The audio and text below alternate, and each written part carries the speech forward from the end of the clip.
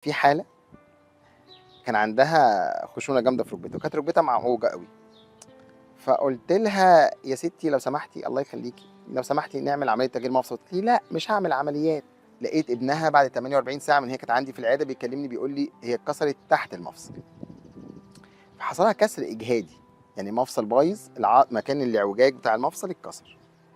فبعتوا لي الأشعّات ورُحنا وجات لنا العيادة جبّسناها وقعدت 4 شهور في الجبس. وقالت: "لأ أنا هاعمل العملية." طب يا ستي ما كنا من الأول.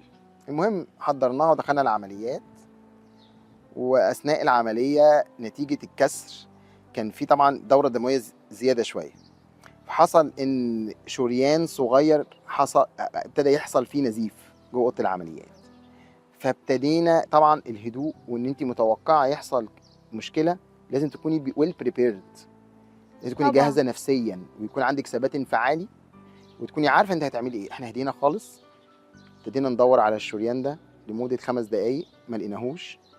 دكتور التخدير وطّى لنا الضغط خالص، ابتدينا نشوفه، ابتدينا نمسكه مش عايز يسكت، ابتدينا نمسكه مش عايز يسكت. بعد 10 دقايق الحمد لله وقف. بس حضرتِك متخيلة ال10 دقايق دي يعني عقبال ما ندوّر على شريان عمّال ينزف، ده كان أكيد قلق كبير stress جدًا نفسي فوق الوصف. والstress النفسي ده يعني إحنا مش مسؤولين عنه، تأخُّر العيان اللي عرّضه لكسر إجهادي كنا تجنّبنا كل هذه المشاكل. إحنا مش عايزين يحصل لنا المشاكل دي، يا ريتنا كنا تجنّبنا المشاكل دي. فرسالة بقى أنا كنت كل العيانين باقول لهم: "يا ريت ما تتأخّروش عشان ما تصعّبوش الأمور علينا وعليكم."